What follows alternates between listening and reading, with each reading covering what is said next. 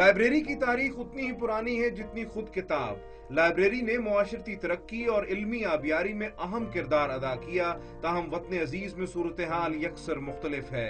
جس ملک میں جتنی زیادہ لائبریریز ہوں گی اتنا ایک لٹریری کلچر ڈیولپ ہوگا، اچھے اسکالرز جنریٹ ہوں گے۔ انفارچونیٹلی پاکستان میں لائبریریز بہت کم ہیں، اور جہاں ہے وہ وہاں بھی ایکسیس نہیں ہے۔ لائبریریز کا ہونا بہت ضروری ہے، اور اس سے سب سے بڑا فائدہ یہ ہوتا ہے کہ ہمیں فری آف کاسٹ بکس ملتی ہیں۔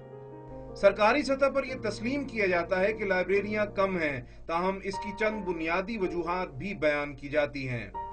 آئی ٹی اور اس سے جو متعلقہ کمپیوٹرز ہیں یا باقی چیزیں، انہوں نے افیکٹ کیا ہے، اور ہمارا طریقہ تدریس اور طریقہ امتحانات جو ہے اس میں لائبریری کا استعمال بہت کم ہے۔ شہروں کے مقابلے میں دیہات میں لائبریریاں نہ ہونے کے برابر ہیں۔ ماہرین اس صورتحال کو ملکی ترقی میں رکاوٹ قرار دیتے ہیں۔ لائبریری نہیں ہے تو اس کا مطلب یہ ہے کہ جو mean let of the knowledge ہے اس کے ساتھ آپ کا کنیکشن نہیں ہے۔ جہاں پہ نالج کریشن ہو رہی ہے، جو لوگ سکالرز ہیں، جو لٹریری پرسنز ہیں، جو سائنٹسٹ ہیں، وہ نالج کریٹ کر رہے ہیں، تو نالج کو لوگوں کے ساتھ لائبریری کنیکٹ کرتی ہے۔